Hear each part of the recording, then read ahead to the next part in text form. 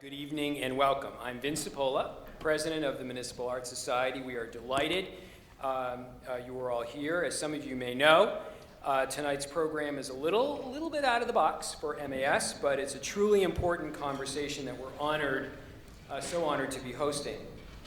And as I said, we've had a fantastic response. Tonight's program was so oversubscribed, we really did have to move this auditorium, so that is a really great sign. And thank you all for being here with us for the 4th annual Jane Jacobs Forum. I want to begin by thanking the Rockefeller Foundation for their generous and continued support of this program and many other MAS programs. We've already worked closely with the foundation on last month's fantastic, and I know some of you were there, MAS Summit for New York City. And after the forum, we'll be teaming up again for the presentation of the Jane Jacobs Medal to Jeanette Sadakan, Paul Steely-White, Jane Rosenthal, and Robert De Niro. MAS is honored once again to have the foundation's support and leadership as we address important aspects of life in New York with the teachings of the visionary Jane Jacobs central to our framework. As some of you may know, in 1958, the Rockefeller Foundation gave a grant to a little-known writer named Jane Jacobs to expand her ideas about how a city should look and feel and work. The book she published in 1961, The Death and Life of Great American Cities, transformed how we think about and experience cities. It changed my life as a 19-year-old reader.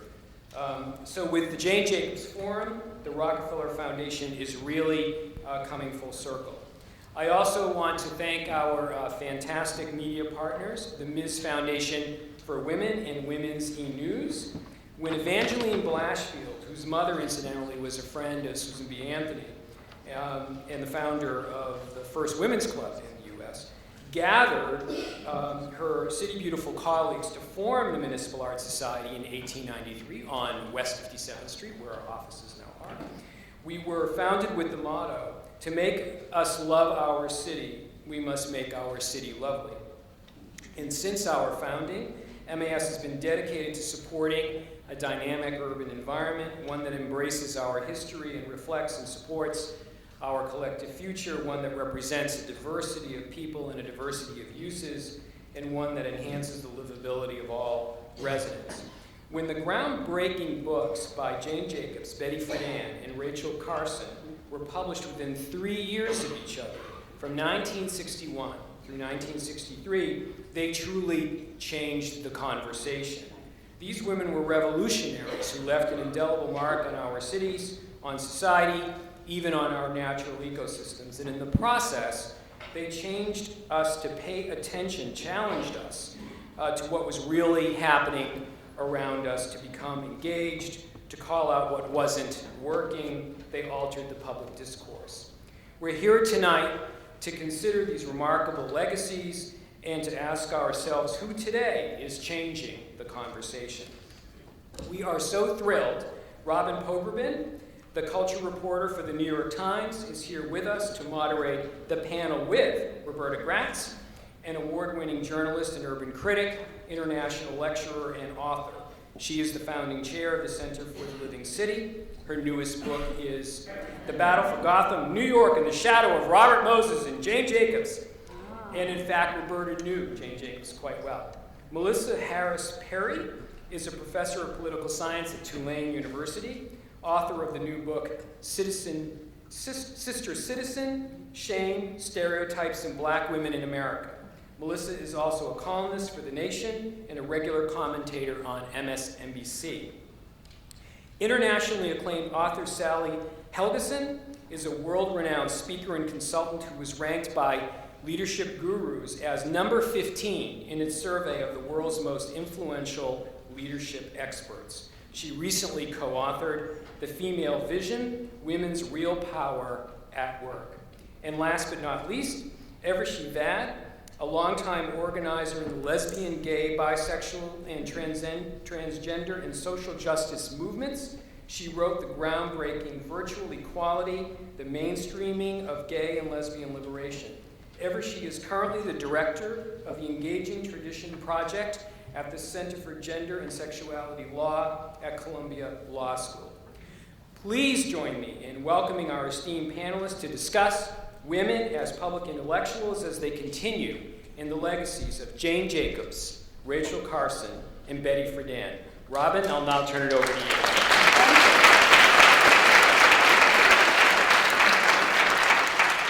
Thank you, Vin, and welcome to all of you and to our audience.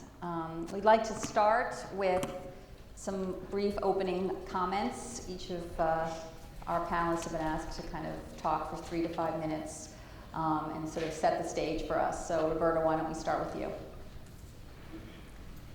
Jane Jacobs changed the way the world views cities, but hers became a rare, critical voice among a field of writers and critics dominated then and now by men. When we talk about strategies for city growth, change, economic development, the female voice is not invited to the table easily. Women hold jobs in the field, but few critics' voices are of women. Jane was the exception, but the rules did not change a great deal. Jane broke into the national discussion about cities somewhat by accident. She was a reluctant stand-in for her Architectural Forum male editor at a Harvard Cities Conference in 1956. She had written some insightful articles about how cities work, particularly in Vogue, how the city's fur and flower districts evolved organically. Today, her observations are considered path-breaking, but it was not she who was invited to speak in the company of a panel of men. Happenstance thrust her into the public eye. She and I occasionally discuss the diminished voice women have always had and still have when it comes to big city development issues. Jane's early attention-getting articles in Architectural Forum and Fortune magazine happened because she had a champion, a distinguished male editor, William Holly White, who would gain fame for writing the organization Man and for espousing ideas similar to hers. But he had to overcome a sputtering, angry Fortune publisher who asked, "Who is this crazy dame?" A housewife without a college degree? Unacceptable. After all, Lewis Mumford's scathing review of Death and Life for Great American Cities was headlined, "Mother Jacobs, Home Remedies." Pondering why men and women's voices are heard differently on the subject of city building, she noted matter-of-factly that women think about things close to home, the street, the neighborhood, the community, and recognize more easily the big difference small things can make. Men think big, national, global, are more top-down oriented. This contrast was played out, in fact, in a very public way when developer James Rouse and Jane Jacobs appeared together in 1980 at a Boston Great Cities Conference. Their subject was the question of whether cities should be developed with big plans and inspiring visions, or modest steps and incremental change. Rouse spoke first, recalling the words of Daniel Burnham, "Make no little plans, for they have no magic to stir men's blood." Jacobs followed and began, "Funny, big plans never stirred women's blood. Women have always been willing to consider little plans." The applause was deafening. They both went on to articulate their different points of view. Rouse, big plans could give the world exciting new communities. Jacobs, big plans lead to big mistakes and stifle imagination and alternatives. Rouse, big plans avoid wasteful, haphazard, piecemeal development. Jacobs, big plans become routinizers, formulas, smotherers. This was 1980. Jacobs had long before helped defeat Robert Moses on 3 city-changing projects. Her efforts accelerated his demise. She was world famous for several books, but she didn't for one moment think that what she had to say was heard with the same impact as if her words had been spoken by men. Too many people today claim they plan according to Jacob's precepts, while at the same time embrace Robert Moses' pursuit of big, bold visions. Jacobs, of course, thought big too, but in a different way from Moses. Not big demolition and car-based projects, but big physical and social infrastructure, like mass transit and library systems, or big urban networks of smaller components like interconnected neighborhoods. In the 1993 introduction to the modern library edition of Death and Life, Jane questioned the widespread claim that death and life changed the urban development field. Interestingly, she divided the world into foot people and car people. For foot people, she agreed, the book gave legitimacy to what they already knew, but whom the experts of the day deemed old-fashioned and stopping progress. She wrote, "It is not easy for uncredentialed people to stand up to the credentialed, even when the so-called expertise is grounded in ignorance and folly." This book turned out to be helpful ammunition against such experts, but it is less accurate to call this effect influence than to see it as corroboration and collaboration. Conversely, the book neither collaborated with car people nor had influence on them. It still does not, as far as I can see, close quote. The subtext here and found in other ways in Jane's work and words go back to her Rouse exchange and the difference in thinking between men and women. We talked about this over the years. She loved the stories I would bring her as I crisscrossed the country for research on my own books. Stories of regenerating neighborhoods and whole cities where the catalysts were invariably small, downtown or neighborhood-based projects, most often initiated by women. Today, those women are everywhere. In New York, Mindy Fullilove, Alexi Torres Fleming, Majora Carter, Kate Wood, Elizabeth Yampier, Joan Byron. In New Orleans, Tanya Harris, Karen Gadbois, Carol Bebel. They are not just today's public intellectuals. They're activists like Jane was. It is one thing to dwell in the world of ideas, another to actively engage in the transformations we need in our world today. Any dogged observer of American cities of the 20th and 21st centuries can't escape the discovery that women have been in the forefront of saving and regenerating American cities. Jane Jacobs was just one of them. Thank you. Thank you.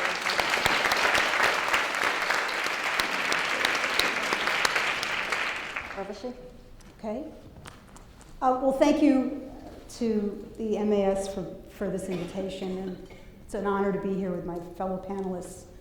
In considering the legacies of Jane Jacobs, Betty Friedan, and Rachel Carson, I thought of starting with a political analysis of three threshold concepts: public, intellectual, and woman. But it was the word "as" in tonight's program that interested me most. Women as public intellectuals. As is a powerful little word in so many ways. Commonly, it's used to suggest equivalence, to say that one thing is like or similar to another. This food is as good, or women as men are intellectuals. Often it's used to connect two startlingly different concepts, to show a link not readily apparent. Food as art, Republicans as compassionate. Women as intellectuals. And yet, other times, the word as evokes a temporality, a moment, or a state of being that's passing. As we were walking into this hall, we ran into someone we knew. Or, as women intellectuals, Jacobs, Carson, and Friedan shook things up. In what sense is the word meant here? To imply that women, like men, can be intellectuals? That even a woman can be a mover and shaker of ideas? That inhabiting the idea of intellectual is possible even for a woman? Why not just title the session Jacobs, Carson, Friedan, Women Public Intellectuals, with no as in the mix? Because the as is always assumed when the word woman precedes it. A woman performing a role that has nothing to do with mother or wife once and perhaps still needs a modifying term to comprehend. What are the conditions that determine when something is public or important enough to influence the public sphere? When and why is an idea or its originator deemed intellectual, as having real heft? And when is it just called amusing or dumb? Who gets to weigh in to debates and inform them? Who has the authority, the credibility, the clout to influence? These questions lie at the heart of the obstacles with which women and public intellectuals must contend. I think three structural conditions favored Jane Jacobs, Rachel Carson, and Betty Friedan in their ascendance as women public intellectuals, and these conditions continue to operate to disfavor or favor women in the public sphere today. The first is access to media and backers in the media who allow you to reach your ideas to reach the public. The second is class and race and how that impacts one's access to being regarded as smart or significant. And the third condition that favored these women, that I think is still operative, is that each in some way was gender non-conforming. Let me talk about these for a minute. Jacobs, Carson, and Friedan were each writers who published in magazines, who worked sometimes as reporters for publications long before they wrote their signature books. Their books benefit from that experience with media. They were extremely skilled writers, evocative and powerful at making an argument. They understood how to reach people. They had access to and the credibility with powerful media institutions. For example, Carson's Silent Spring was serialized first in The New Yorker, then published as a book, then was the subject of a CBS News special in 1962. Women thinkers and activists who are writing heretical ideas today operate in a much more centralized and homogenous corporate media environment. Controversial ideas, especially ones that threaten corporate sponsors, foundation donors, or political benefactors, are not given much airspace in the mainstream media. Until Rachel Maddow came along, critical thinking was never even shown on television. Today's women intellectuals are more likely to be published in an academic press or a small independent press like Verso or feminist press rather than Simon & Schuster.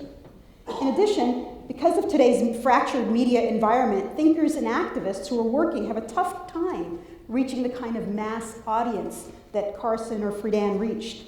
They can find an audience, but they have to settle for partial publics. A second structural reality that benefited Jacobs and Carson is that they were each upper middle class and white. We need to acknowledge that. Class is intimately connected to who gets to be named an intellectual. Indeed, the classism of the word is what always made me distrust people who said they wanted to be one. If you go to Harvard, you're treated as more intellectual than if you go to Cape Cod Community College. Yeah, I accept and am thrilled by intellect. Smart people are like clean country air, refreshing and invigorating. But intellectual implies an elite, and elite generally means that one has to be part of a club or has been somehow sanctioned by and led into clubby institutions that are elite in our society, universities, foundations, Fortune's 500 sponsored ventures. It could be argued that the feature that distinguishes a public intellectual from a private one is that the work of the former is accessible to a mass audience while the ideas of the latter remain cloistered inside the academy or a think tank. But class still operates in both environments. When I saw the names in the title of this forum, I was struck by the absence of women intellectuals of color in that pantheon. That absence is also structural. Women intellectuals with public stature were rare in the early 60s. Race, like gender, matters. It still affects the deference, respect, and power given to a voice. So the emergence of large numbers of women of color intellectuals, writers, and artists in the public sphere didn't come about till the late 60s and in the 70s in the public consciousness, although women of color intellectuals were always there and working. If we thought about it, we could have added Constance Baker Motley to the lineup, an African-American attorney who became a federal judge, who wrote the complaint in Brown versus Board of Education, and who was the first black woman to argue a case before the Supreme Court in 1962, the same years, more or less, that these books were published, when she successfully represented James Meredith in his attempt to desegregate the University of Mississippi. I think of Ella Baker as a public intellectual, or Dolores Huerta, who founded the United Farm Workers with Cesar Chavez in 1962. But would women like Huerta, Baker, or any number of activists be considered intellectuals? And in which corners would they and wouldn't they? Finally, the idea that women public intellectuals are in some way gender non-conforming might seem terribly modern or queer of me to assert, but it's really nothing more than a statement of fact. Carson, Jacobs, and Friedan did not conform to the key norms for women raised in the 1950s and the early 1960s.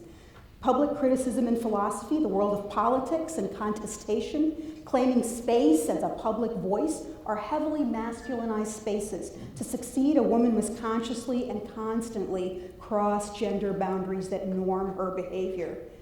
Jacobs, Carson, and Friedan all did that.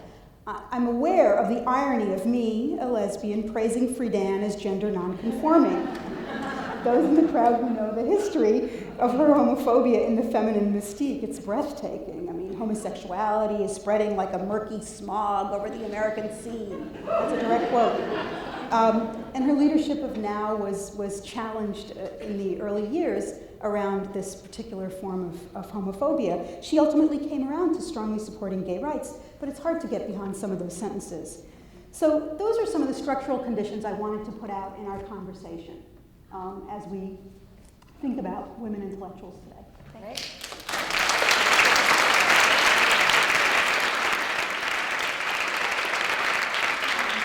Melissa. So it's lovely to come behind you because Ella Baker's on my list, so that's great. I was thinking a bit about this question that was posed to us about the impact of these three women. And I was thinking to myself that living in New Orleans these days, I feel a bit like the impact is absolutely nothing, and that I live in a world where they have all been thoroughly defeated. And it was interesting to hear the invocation of some of the women who are activists on the forefront of the work that we're doing. But I live in the 7th Ward of New Orleans, which is on the border of the historic Treme neighborhood, and was at the turn of the century and well into the 1920s, 30s, and 40s, a bustling kind of Creole community. It was, as they called it, the Canal Street of the Black or Creole community. And of course, what now exists on Claiborne Avenue, where the Majestic Oaks once were, is Interstate I-10. Mm-hmm.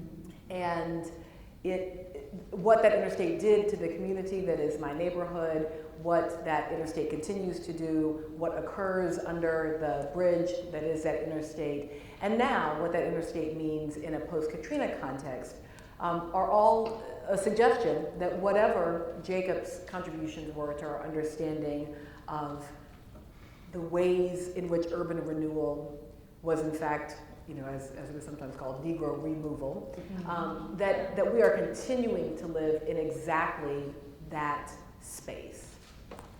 I also live in a post-Katrina, which means post-levee failure city, and also a post-BP oil spill city. So it is very hard, despite the fact that I think it's possible that oysters are actually better with the oil.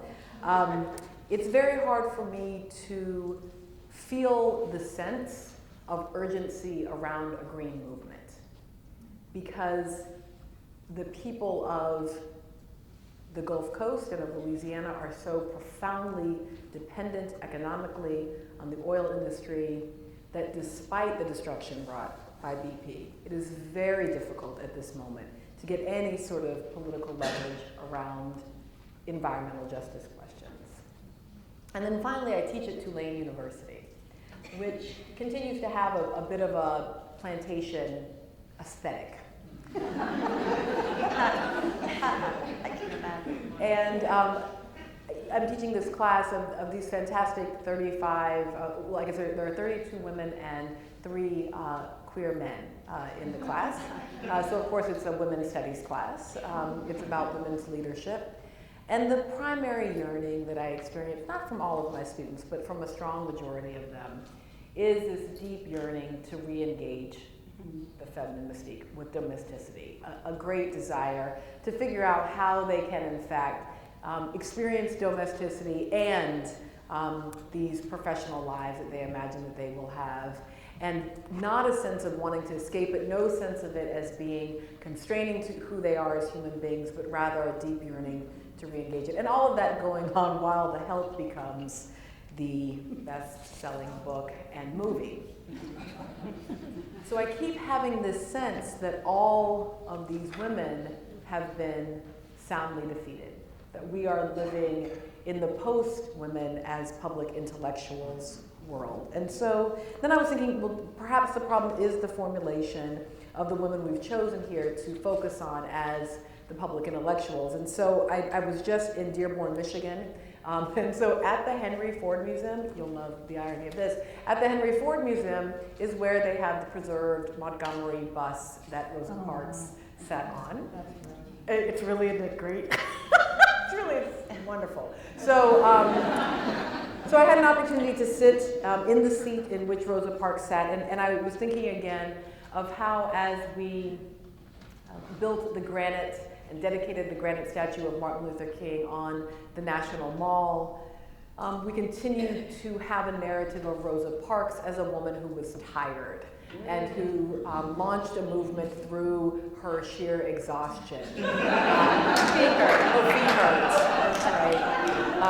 And no, I know it really it's hilarious and then not because it is the fundamental narrative of who she is and of who she was, and all of the work, both before, in that moment, and after that moment, are wiped away by this kind of narrative of Parks. And so part of what happens is we don't see the ways in which she operates as a collaborator and a challenger to King. And so thinking about Parks and how she operated as a challenger and collaborator to King brought me, of course, to Ella Baker, who I think is, if I had to include one additional on this panel, it would have to be to think about Baker, because Baker actually does provide, in the way that any public intellectual ought to at her best, provides a different model for thinking about politics and leadership in her moment, and openly contests the use of power in the way that it is manifesting. And so her notion of participatory democracy, I thought perhaps here, perhaps in this one place, I will find some woman intellectual for whom we are not in a post-age, whose contributions could perhaps clearly be seen in the Occupy movement. This was I was trying to experience this. And then I decided no.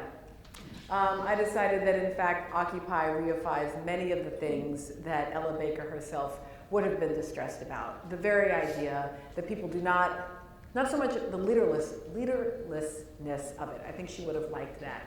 But I think she would have felt a great deal of angst that it is still not poor people speaking for themselves and people of color speaking for themselves and marginalized people, but far too often still the voices that emerge are those of people of relative privilege within the context of those who are marginalized. So this is, typically I'm the person you go to on the news to make you feel better.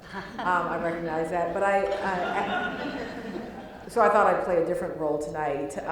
But and I'm sorry, and then I had a bit of a Fannie Lou Hamer moment as well because of the Mississippi vote today. Both the Mississippi vote to move back on voting by instituting the new voter ID laws, which obviously would have been appalling to Hamer, but also as a victim of a Mississippi appendectomy, a forced sterilization. I think her perspective on the state and this personhood initiative, this idea that the state would once again impose itself on women's uteri, is it uteruses, uteri, uteral material, that the notion that the state of Mississippi was once again engaging so openly in coercive reproductive technologies via law and criminalization is again, in each sense, that the silencing of women is about so much more than how they feel, or the bad effects or the depressing realities of being a woman whose voice is not heard, but that in fact the silencing of women means that all of the solutions which we already had perfectly available to us 50 years ago, we are still failing to engage in any kind of active way because so many of those solutions were offered to us in the bodies of people we were unwilling to hear from. Thank you, Melissa.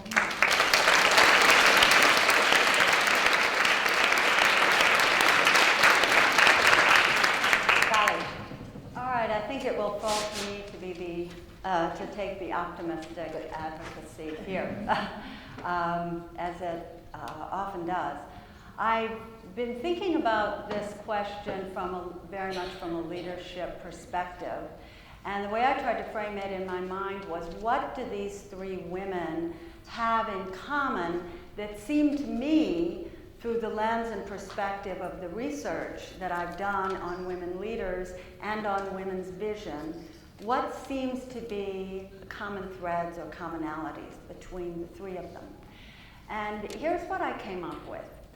First of all three of these women, Jane Jacobs, Rachel Carson, Betty Friedan, came out of nowhere to seriously challenge established experts.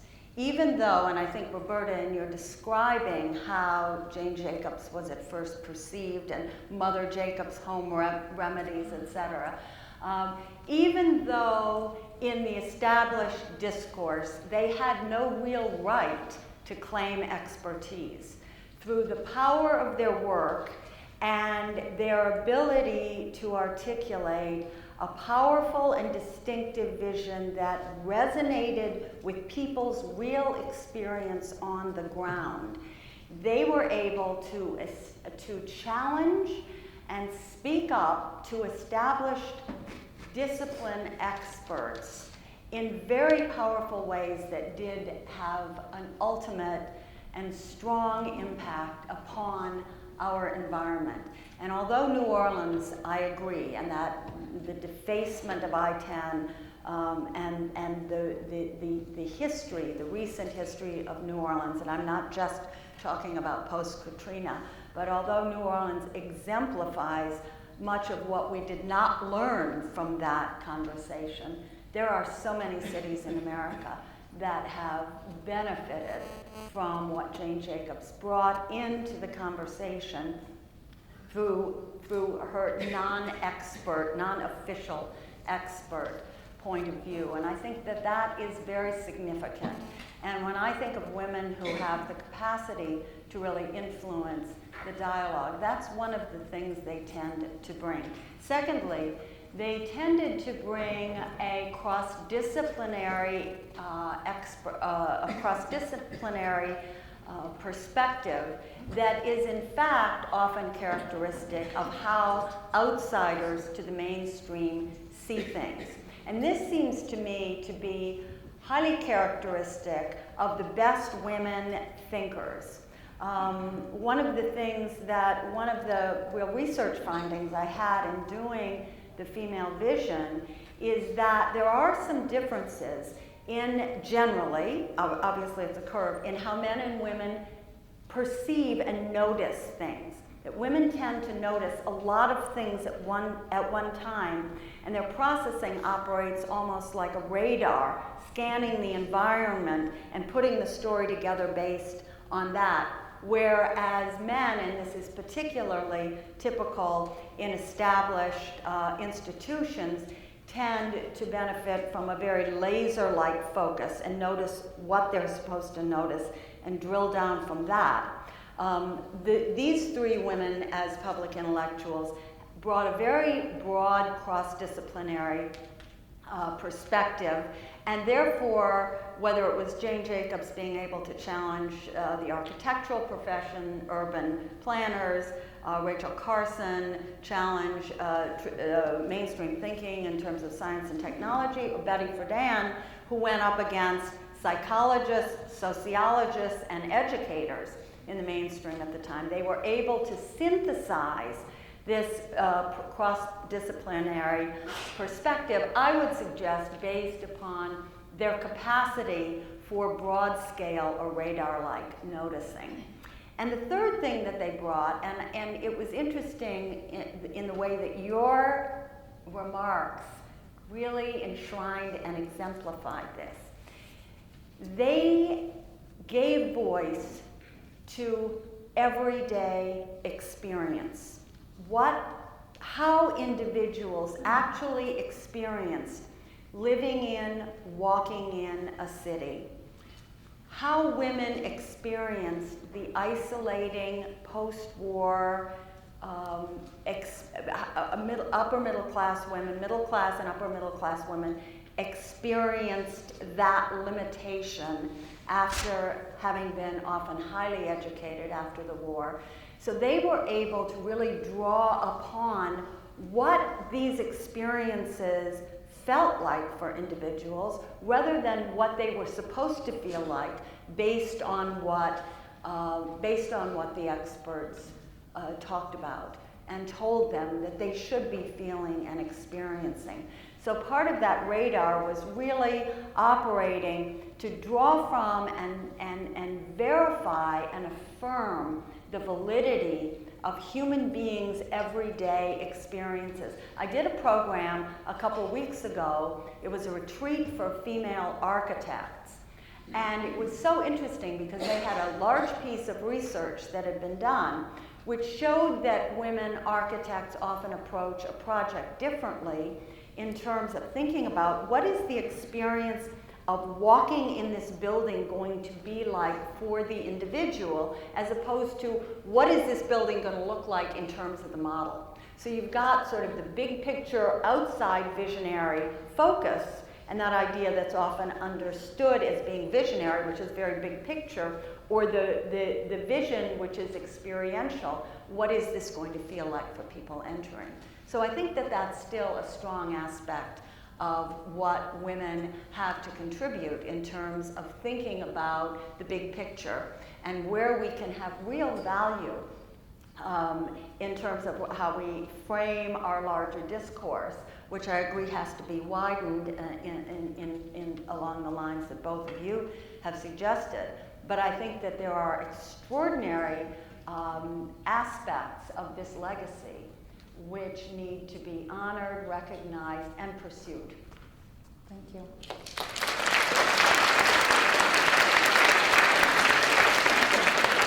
I feel like my job is done. But I think it would be nice to now bring these women, these iconic women we're talking about today, relate them to yourselves, and to what extent you conceive of yourselves as public intellectuals, if that's even a phrase you'd thought about before tonight. Is it something you set out to be?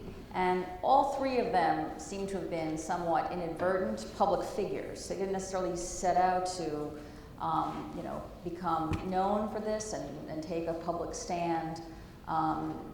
Is that something that you feel is necessary to be effective? And is it something that you actually have consciously sought to kind of step forward, make your voices heard, how you would conceptualize the idea of a public intellectual today, and do you see yourselves that way? Why don't we start with Urvashi? Wow. I'm uncomfortable with that, as I said in my opening remarks, and I've never placed myself in that definition. I'm a public. I work in a variety of publics. I engage with ideas. I want to change the world. I want to bring down patriarchy. All those things. And I always have since I discovered feminism. But I find the classism of it and the maleness of the term alienating. So I appreciated your comments. Not that I'm trying to essentialize a femaleness as a counterweight. I just find more empathy with the Ella Baker model of more democratic, participatory, inclusive voices that are articulating their needs and speaking to the concerns that they see and the solutions that they see. That's been my experience in practice. I'm a practice-oriented person. Yeah. And praxis, which is ideas in action. That said, I believe, I'll give you a story, and that'll explain some of my skepticism about all of this stuff. Years ago, I lived in Washington, and the editor of the New Republic at the time, in the early 90s, you can figure out who he was, said, we were and are still friends, and we were having breakfast, and I said, "You're not publishing enough women writers in the magazine. I mean, Kate and I read it and we subscribe, but we're just not seeing the kind of smart women that we know who are writing about politics." He goes, "Well, there aren't that many women writing about politics. In fact, there are just not that many." And we had a long argument, which ended with me sending him a typewritten 5-page list of women that I thought were capable of and indeed writing about politics. And so my experience is that in many publics that I engage with, in many parts of the mainstream, people that I consider really brilliant thinkers are not even on the radar screen. Because they're activists, they're working in an organization, they're labeled, she's just working on homeless youth. That's not really big enough to qualify as life-changing or world-shifting. And the particularity of a lot of activism displaces it from being considered as intellectual, or they're cloistered in the academy, which is another kind of segregation, if you will, in the sense that these really smart women, Judith Butler, Lauren Berlant, a dozen lawyers that I could name who are writing incredibly accessible work even, are just not going to be known in the ways that, who fancies himself an intellectual? Larry Summers. to take a really obvious case, but maybe Edward Said to take a more interesting one. So I find it political who gets named as an intellectual. Melissa, how about you?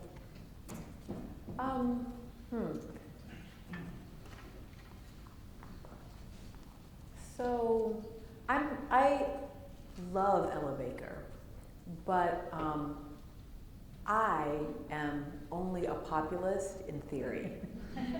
So, and this has been something very difficult for me to discover and be honest about over time, is that I really like the people much better in theory than in practice. That is not a joke. That is,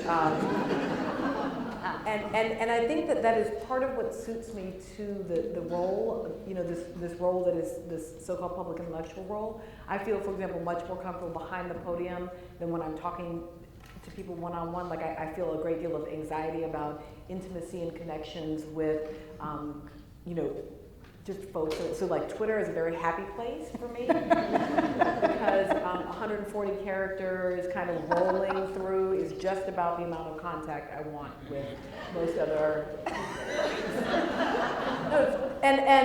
But the fact is, I have my respect, and I am the child of a second wave feminist who spent her whole life in nonprofit work, like next door to, arms linked with, doing work in community. And so I had a great deal of shame about feeling that way, but sort of, yeah. Okay. So I'd say a couple of things. I finally became very willing to embrace the idea of being a public intellectual, mostly as a feeling of wanting to counter back against that if only the boys ever claim it, then only the boys ever get to have it. And it's part of why I claim, for example, feminism as mine, even though I have tons of critiques, particularly of second wave feminism, because I'm just not going to kind of give it over to them. I claim Christian for mine because the people who run off with Jesus are very disturbing to me. I even sort of in the past several years have been willing to think of myself very clearly as an American, and to sort of claim those identities in ways that push back against exactly, I think, the same things that make us uncomfortable about who claims those identities.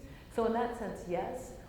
But that said, what's become much more clear to me in my own work over time is that this trade-off about those people who I respect the most, particularly academics, who do deep and long and thoughtful work. I was in a symposium with Rhonda Williams talking about public housing, and I just thought, I never want to speak again. I never want to open my mouth again, because I only want, ever, for Rhonda Williams to be the only person ever speaking again for the rest of life.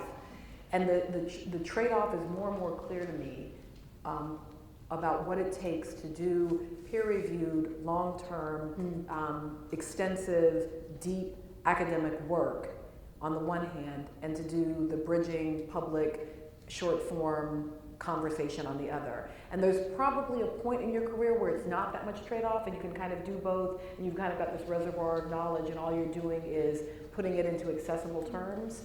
But then you've used up that reservoir, and if you don't go back, then you're Cornel West. Which means, no, I want to be really clear about what I mean by that. He is strikingly brilliant.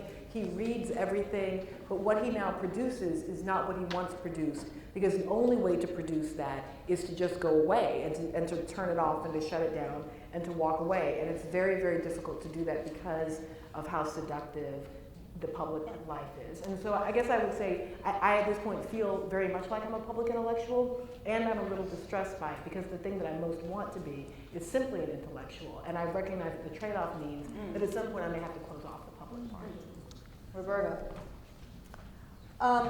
It's rather interesting. I consider myself, I'd say I have 3 identities, really. I'm a journalist, first and foremost. It's just in my blood, has been forever, or at least for my whole career. And I'm an urban critic, which means I do comment on urban events and policies. And I'm an activist. And I didn't consciously sort of follow in Jane's path, although I have to say close to 30-year friendship with her certainly had its influence on me.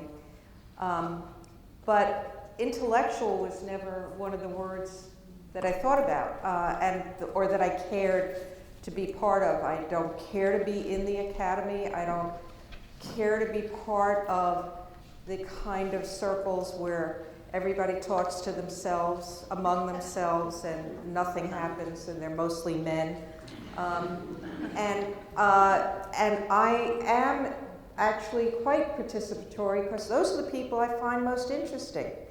And I have to say that the women that we don't see in the public eye today are really out there doing it. Yeah.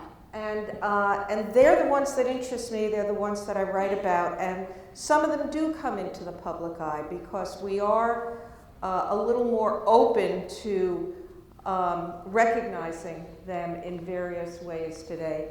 And I have to say, Jane today is still referred to as the housewife without a college degree. Today, you watch, she's all over the place now for all sorts of reasons.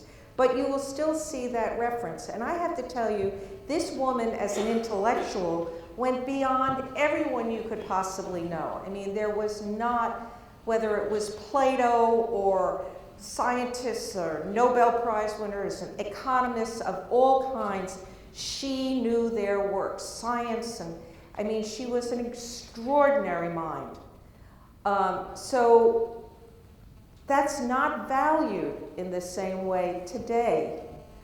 If it's in certain fields, which I have to say, in coming to my own experience, that yes, I feel a lot of the same kind of exclusionary kind of things. There are men out there stealing from what I wrote and getting attention all over the place.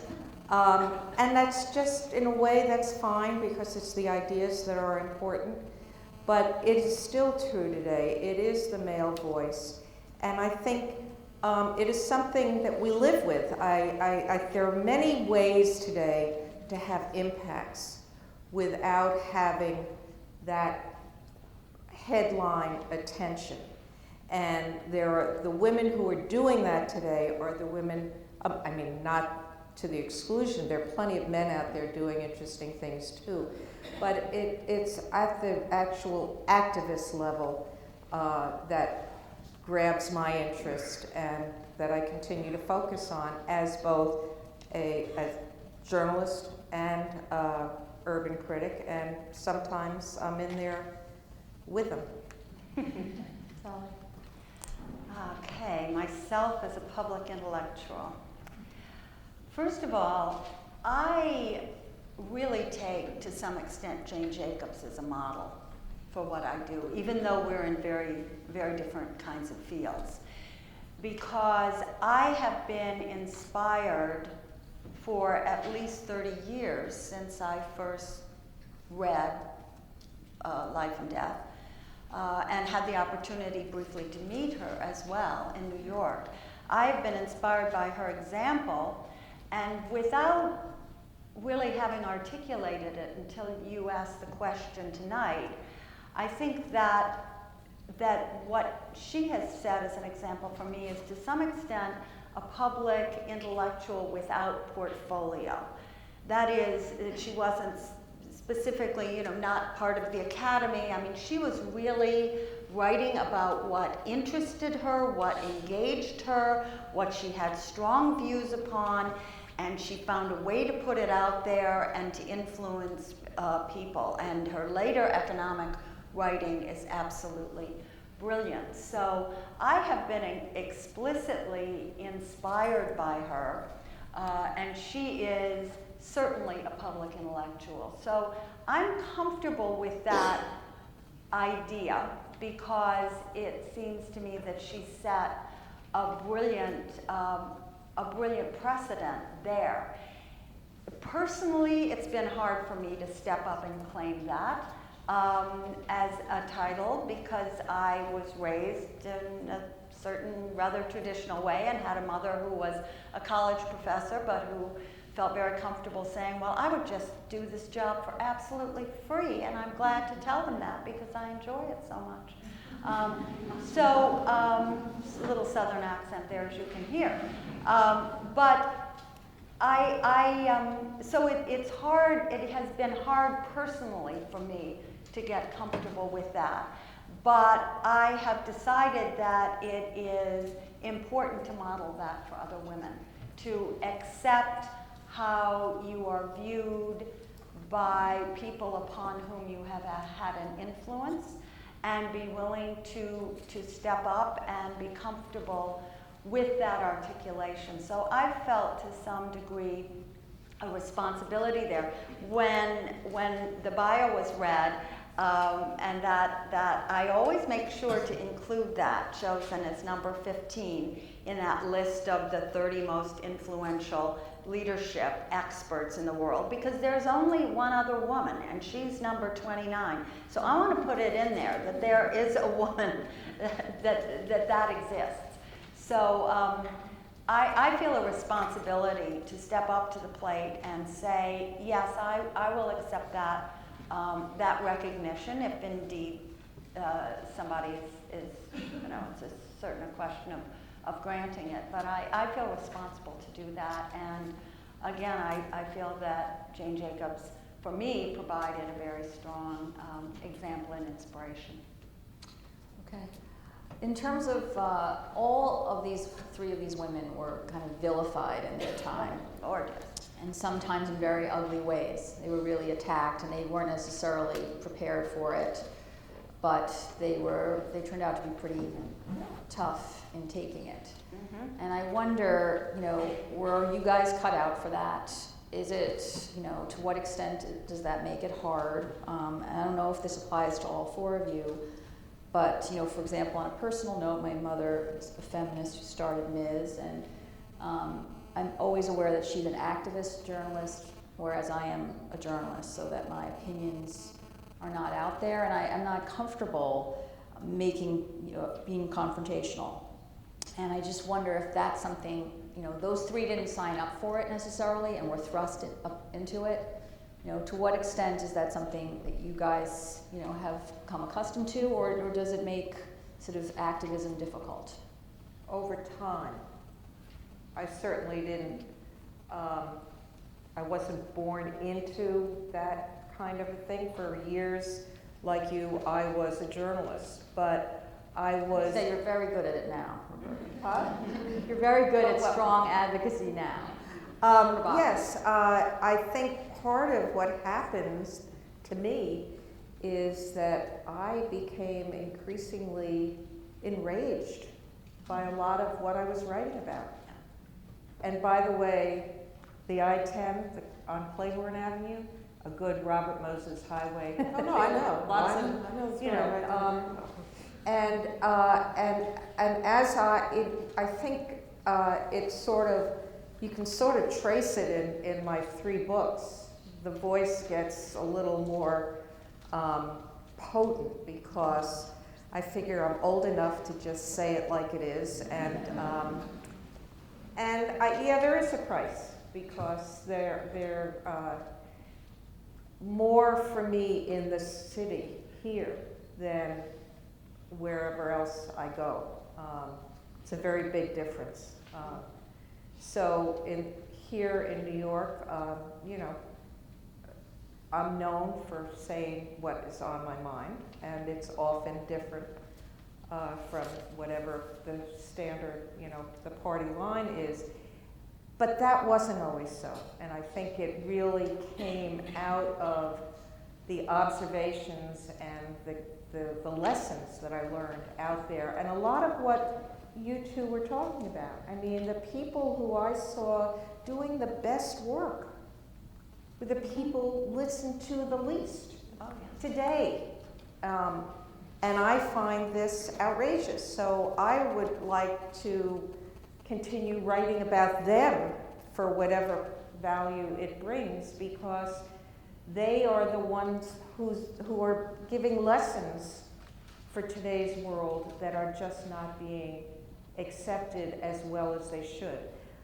They, on a very local level, and sometimes more than local level, I think the impacts of a lot of these people, men and women, is there more today than ever, and we do have Jane to thank for that, because she did open the way for people.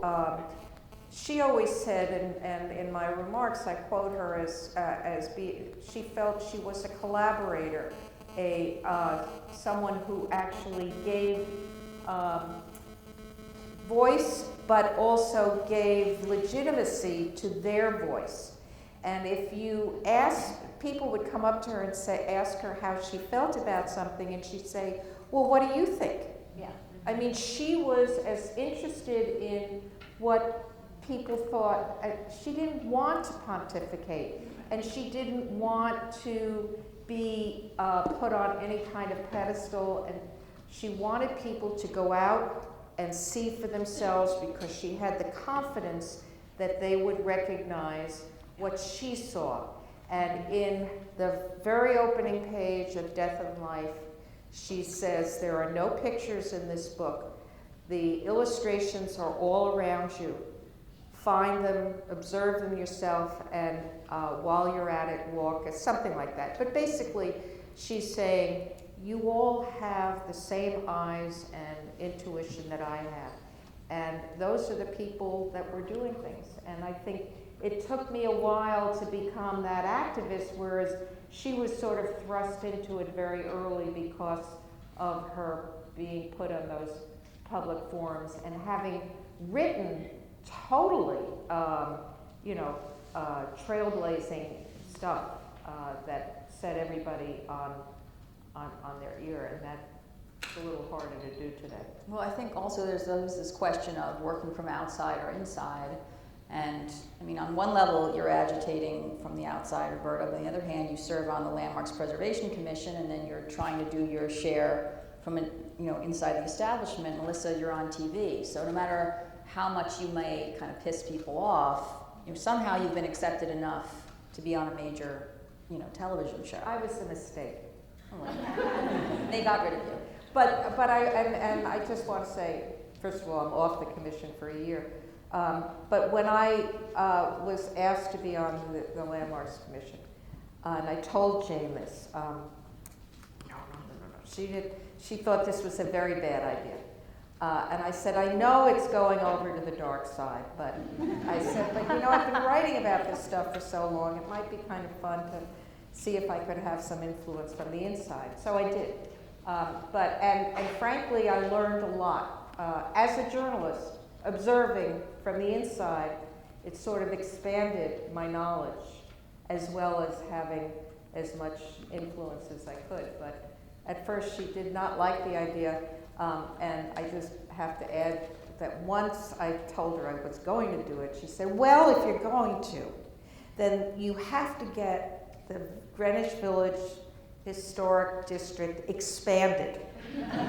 And this was true. It had, when the village was designated in the historic district, the second district in the city, the critical part left out in the far west village was exactly the area that had been designated for urban renewal, which she had helped defeat.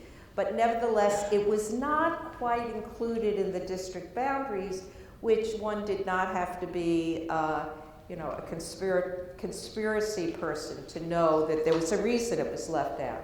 So I did work on it, not without the help of people like Doris Diether here, who were already advocating these things. And it did happen. I'm sad to say, although she knew, I let her know that it was going to happen, the designation actually came like within 3 or 4 days after she died. But she knew it was happening. So it was just kind of one of those funny things. Don't do it, but if you're going to, this is what you have to do. Do others want, yes? I think your question about the vilification and targeting of women is a really important one to put out in this conversation, because it happens across the board to every woman who steps up in the public sphere, and perhaps it happens to men too, but I mean, we're talking about women, so it does, and I've certainly experienced it. And I think what enabled me to keep going is actually, I have to credit the foundation laid by 2 people who are in this room, my parents, who are sitting in the back. And both of whom are major artists. My dad's an intellectual and a writer, major Hindi novelist and writer, and my mom's an incredible painter and a poet. And their absolute confidence in me and my sisters. You can say anything you want, you can do anything you want, you can be anything you want, even though they had some issues around me being a lesbian, it came up. But we're beyond that, way beyond that. And but it was real intellectual support, actually. And that is a foundation that enables you to stand up and feel confident in a public sphere and in a private sphere. So I credit that a lot as a resource for me.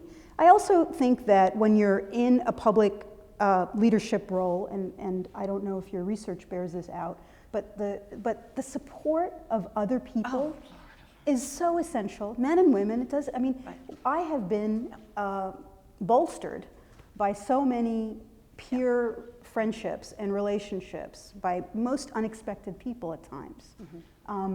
And that's been really essential. So what that teaches me is I've got to make sure that I'm helping. A lot of women I know who are in positions of power or influence or success are really narrowly focused on their families of origin or their everybody's got a life, everybody's busy, I'm not disrespecting that, but it's really about realizing that you have the responsibility, is the word you used. And I feel that because it's been given to me, the help of support, or, whether it's just a joke that somebody says when somebody's attacking you, or, somebody taking you aside and saying, it's okay, or I really like what you said. It means a lot to keep you going. Do either of you want to address this issue of? I think that the guts and persistence that all 3 of these women had in the face of vituperative criticism, which was always framed, or often framed, I mean, sometimes it was very crude and sexual, but was often framed in this sort of disinterested guise of, there, dear, you're not really an expert in this field. I think that they showed they had real courage in standing up against that, and that's one of the reasons, that courage and that persistence and the fact that they kept with it year after year is one of the reasons, and the other examples that we've spoken about tonight as well. Certainly you can't think of a stronger example of courage than Fannie Lou Hamer.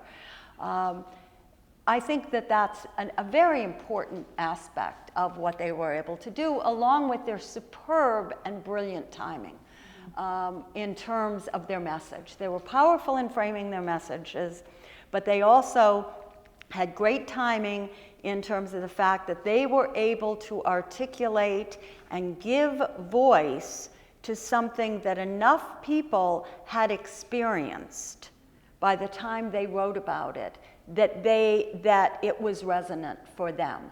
Enough people had had the experience of seeing a treasured neighborhood knocked down, and then what went up in its place and was rumored to be a breakthrough have a cold and alienating impact upon them. So enough people had had that experience that their message was able to resonate. So that timing, that framing power, and then underlying it, real guts and persistence, I think was another unifying key here. Melissa, are you conscious of having to be brave? Yeah, so I mean, it's interesting. As I was listening to this, I was trying to process and think about it a little bit. I guess I'm nervous about two things that have emerged. One is, as much as I fundamentally, again, appreciate the kind of decentralizing model that many women leaders give us, and in fact more than a few male leaders as well, because I think we'd have to put the other Bob Moses in the same category along with Ella Baker as, in fact, I didn't initially know the first Bob Moses, and I was like, why do people hate Bob Moses? I mean, he's like the best human being on the planet, right? The civil rights activist Bob Moses, right, is the other one. So, well, no, I mean, I obviously know him now, but I was my father was college roommates with Stokely Carmichael, so I knew the civil rights movement first before I figured out the rest. But I do worry that we don't also think about the value of women in what we think of as traditionally masculinist leadership roles. So one of the things that I like so much about Rachel's show is one of the things that Rachel did was she stole the A block. I mean, the A block used to always be, so the A block is that first segment of TV when the show first comes on. And if you've noticed, if you've watched her show over the years, it's gone from about 3 minutes of Rachel talking and then turning to a guest to like, 6-7 minutes of Rachel talking. Right. And it's like Rachel creating a story and a narrative, and it's exquisitely produced and researched, and it's not pontificating, right? It's never pontificating, thinking, right? Really. And for her to grab that space is, I think, gender nonconforming, right? It is her saying, whatever, Mr. Expert, and literally would almost always be Mr. Expert. I'm going to be the person who's going to frame this whole hour, and in fact, frame probably the news cycle for the rest of the night by giving my 6 uninterrupted minutes on television is reserved exclusively for football. And, right?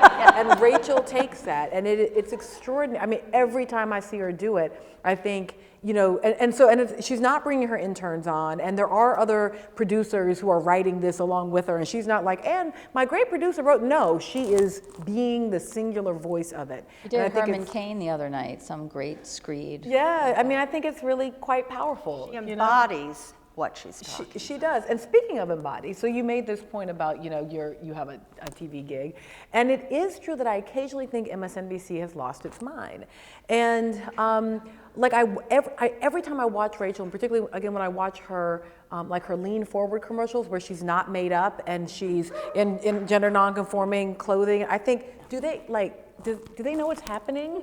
Have they seen this? And now, like every night at 6 o'clock when Al Sharpton is on for an hour, I love it more than I cannot express to you what it feels like to me that Al Sharpton has a television show. And it's not because I agree with Al completely, but because I keep thinking, someone's going to stop this. Like any day, someone is going to stop that Al Sharpton has an hour, and a couple hours later that Rachel has an hour. Like do they know what's happening? So part of it is, I think there's an interesting niche that is developing because news is not journalism anymore, right? Because news is this other thing. There's an interesting niche that actually develops because it pisses people off.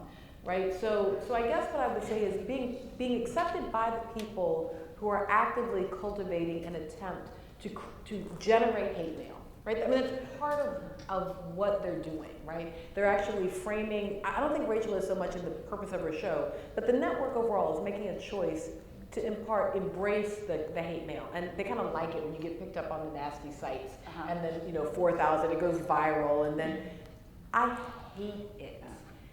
I lose days to it. I lose weeks. I cry about it. I fall out. Almost every month, I look at my husband and say, I'm never going on television again. This is not worth it. I hate this. It's so personal. Yeah, it really, and so I guess the only second fear I would have, so the first one was I don't want us degrade the idea of women taking on certain masculine models.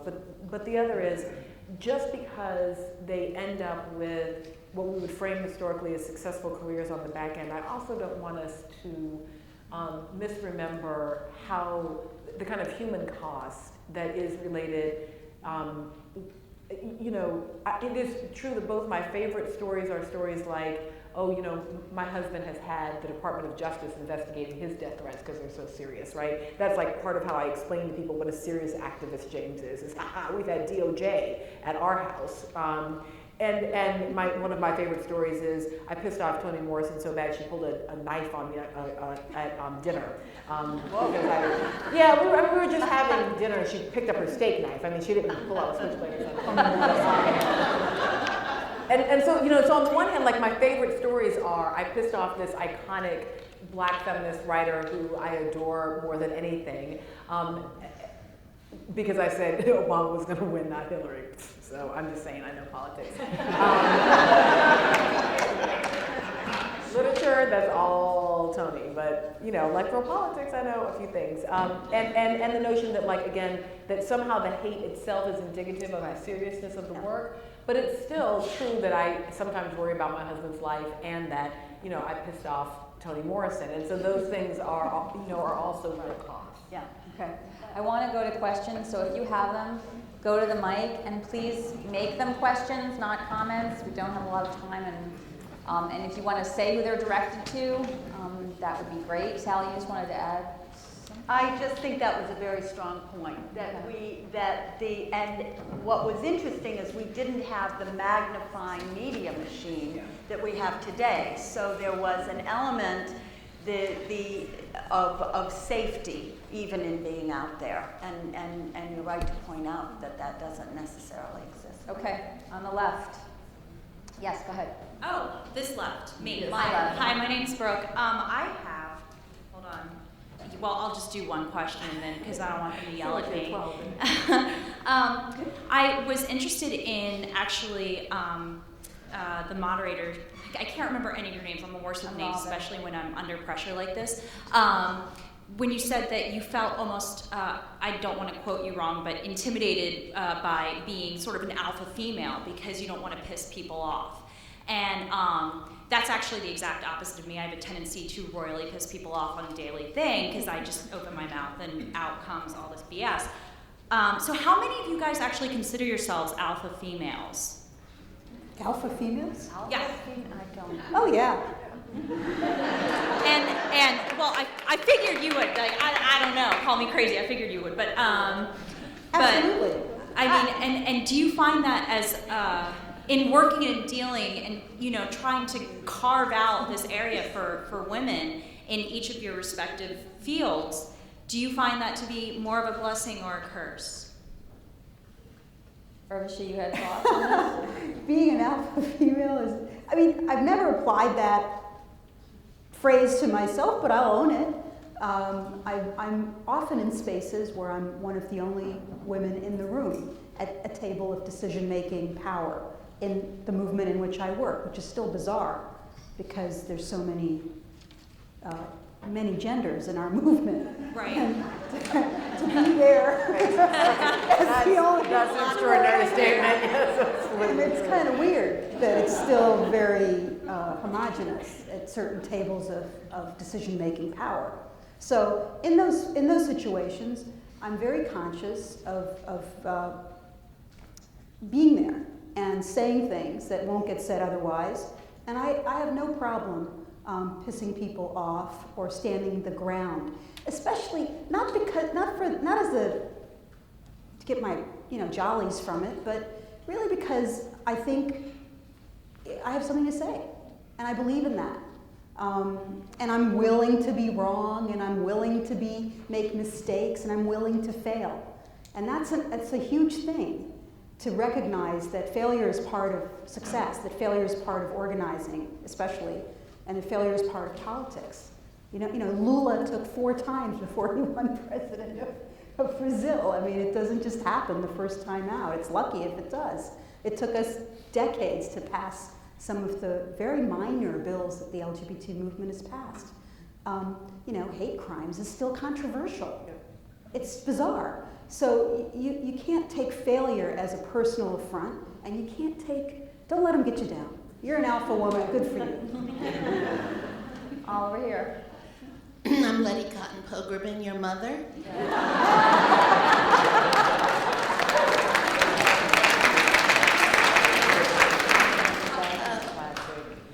You know, the personal is political was sort of the byword of second wave feminism, and I've always been equally interested in the political being personal. So I want to know whether you think it's important that a person walks the walk and doesn't just talk the talk, with reference in particular to Betty Friedan, who treated women about as badly as any woman I've ever known.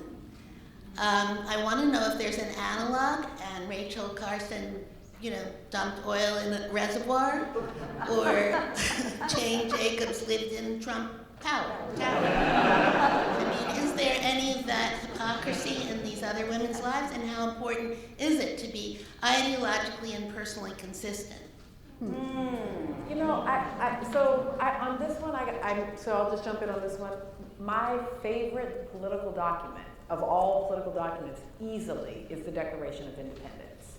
And it is my favorite political document in part because it was written by a misogynist, racist slaveholder who took his wife's sister into his bed and had children with her, whom he then held in intergenerational chattel bondage, but didn't write that as a document, right? So he sits on the Monticello Mountain and looks out over intergenerational chattel bondage and writes, "It is self-evident that all persons are created equal and endowed by their creator with certain unalienable rights."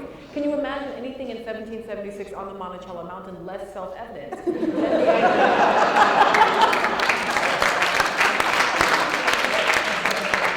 So the first thing I would say is in the world of personal and political, it is an exquisitely beautiful thing when they match up.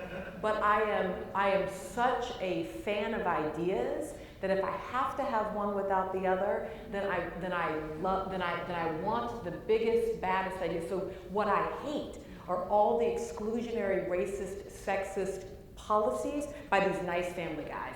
I could give a shit. I give a shit. If you've never cheated on your wife and all your children are adorable and got straight A's, and you're going to take my reproductive rights, get your little nice family self on, right? So, I do not care about your nice family self in the context of that kind of exclusionary politics.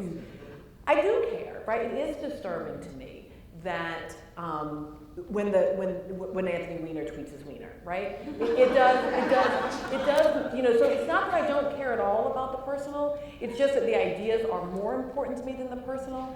And I think we have to, particularly around the question of women and lining up our persons, is we have to be so attentive to the structural realities, because we're so constrained by a woman, but what a woman ought to be and do, that, you know, so I think of myself as a pretty aggressive third wave feminist with concerns about gender nonconformity and all of that, but I'm also cis, and I'm also femme, and I'm also straight, and I'm also fundamentally attached to my husband, and I took his last name, and I took the bad first husband's last name too. And if this one turns out bad, I'll probably get a third one, and I'll take his last name too.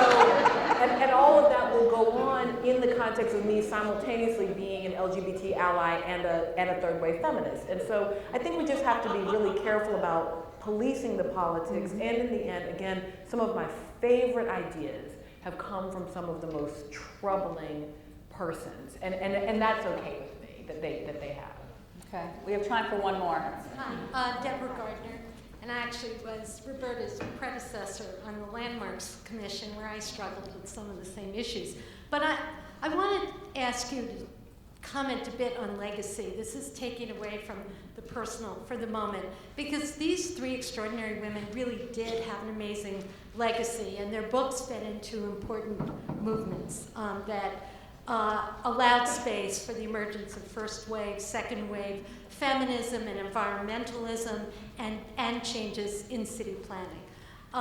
So I didn't hear you mention that tonight, and it's a way of assessing their powerful statements in the public sector. I mean, think about some of there are many great male academics who don't have a legacy like that, and yet they're called public intellectuals. Right. Here are women who we call public intellectuals, and they have legacies which have reshaped our lives, the lives of people around the globe. So I'd really like you to address, anyone on the panel, I'd like you to address this issue of assessing these women as public intellectuals when you look at their legacies.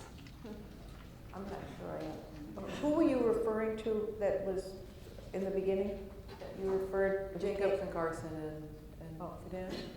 It's a great point that when you think about the fact that each of them, were pivotal in a movement coming behind them, Yes. that's an incredible legacy to create. One wonders if they each set out to do that. I don't think so, but was it the mass distribution of the books? I mean, Betty Friedan's book sold more than 3 million copies, I think, I read, and so it must be true. Carson's book was published in multiple formats, and Jane Jacobs, which is it's just a remarkable book. I mean, it's just an extraordinary, beautifully written, incredible book. I have to confess, I did a little cramming and reread, in anticipation of tonight, and I was just blown away. So you're right to point out but I don't think the founding of a movement should be a criteria for whether a person is a prominent intellectual, and I don't think you're saying that either. I think that what each of them essentially left as their legacy is they changed the way people see things. They really did, because the power of what they noticed and how they articulated it and how they connected the dots to the larger human story was so undeniable and so resonant. I think that they changed how people see things. And that, we were talking about the issue on the founding of Ms. earlier, the New York Magazine issue last week. And was it Roberta, you said that thing about click, and how that click article was so influential. We were talking about that before the program. Correct. I said that click article was transformative for me. And I would suggest that each one of these women was instrumental in a click, and that really is the essential commonality of what their legacy is, because of the power of what they noticed and how they could. Click being that moment of realization. A moment of realization, recognition, yeah. I think that in many ways applies to Jane. One of the first and probably most controversial things she brought to public attention in one of the conferences that she was on before her seminal book and before an article in Fortune that preceded it. One of her early teachers, so to speak, was a minister in Harlem who took her up to Harlem, I guess in the 50s, when the bulldozer was riding rampant and public projects, housing projects were going up. And he basically showed her how the community was worse off than before. And she said this at a public forum. This was heresy. Right. This was progress. This was clearing the slums. All of which, if you really go back and look at the rhetoric of the day, it was a big lie. Right. And she was saying that. And that was explosive. So that got her initial attention. And then writing pieces which said, all these planners today, they have it wrong. This is not how cities function. This is not how we experience the city. This is blasphemy. I mean, so I think the legacy now is a whole body of thought that people use because they recognize that what she was writing was the reality that they were living, not the theories and the suppositions that were being offered from on high by people with other agendas, not what they were articulating. I don't know, that was kind of a special moment. And those are the kind of things that I think people who give voice to something at a special moment will get attention. What happens after that is, depends. But I think understanding the beginning of her legacy is important to understand why she was getting the attention. And also, I have to say, in answer to your question, Letty, she was across the board, she was a friend of everybody. She really respected people who were just who they were. And this was very important in her building her knowledge because she understood how to learn from people. She was not here and they were there. They were all online. And what she learned from them is what she has given us in these books. And I have to say, Death and Life, of course, is the iconic book. But any of you who are interested, I must plead with you all to read The Economy of Cities. As we struggle in this time, there are so many of her lessons relevant to today in The Economy of Cities. And while it has not gotten the attention that Death and Life has, it has gotten the attention of some very important economists. And there are things being said today that are so out of Jacobs, it would warm her heart. But as we struggle to figure out how we can get out of this, there are lessons there in her economic thinking as well. Thank you all. Thank you for coming. Thank you.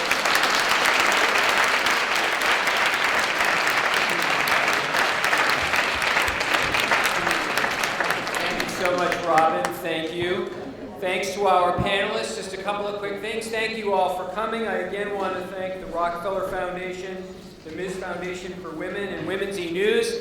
There is a reception upstairs. It's in some room to the right in the lobby. You get off the elevators. There are books of our panelists. They'll be there to sign books. If you're not a member of MAS, please join. We do a lot of cool things. Thank you very much. Thank you.